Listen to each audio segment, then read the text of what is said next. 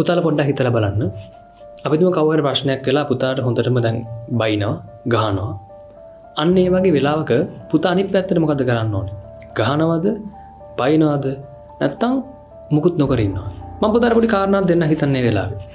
බුදුහාමුදුරු ඉරිදුන දම්පදයක ගාතාවක් නහි වේරේන වේරාණි සම්මන්තීද කුදාචනං අවේරේනච සම්මන්ති ඒස ධම්මෝ සනන්තනෝ. දැන් මේ වෙලාවේ පුතා හිතලා බලන්න පුතා මේ වෙලාව අනික් කෙනාට ගැහුවොත් මොකෝ වෙන්නේ? අපි තුන් ගහලා ඒකනා පුතා පැරද්දුවා කියලා. දැන් එයා වැටලා ඉන්නේ පුතාට එයාටම ගහන්න බෑ. පුතා ඉතින් ප්‍රශ්නේ විසඳුණා කියලා නෑ. එයා අයිමත් වෙලාවක් හොයාගෙන එල පුතාට ගහනවා කට්ටියත් එකතු වෙලා. ඒ කියන්නේ ප්‍රශ්නේ විසඳෙන්නේ නෑ අනික් කෙනාට ගැහුව බැන්න කියලා. ප්‍රශ්නේ විසඳන්න එක ක්‍රමයක් තියෙනවා. ඒ තමයි අවෛරී බව. නහි වේරේන වේරාණි වෛරයෙන් වෛරය සංසිඳෙන්නේ නෑ. අවේරයෙන්ච සම්මන්ති අවෛරයෙන්ම තමයි වෛරය සංසිඳෙන්නේ. ඒ නිසා ඒ වෙලාවේ පුතා අනික් කෙනාට ගහන්න එපා, බයින්න යන්න එපා. ඉවසගෙන ඉන්න. ඉවසගෙන ඉඳලා පස්සේ ගිහිල්ලා ඒ කෙනාට සමා වෙන්න.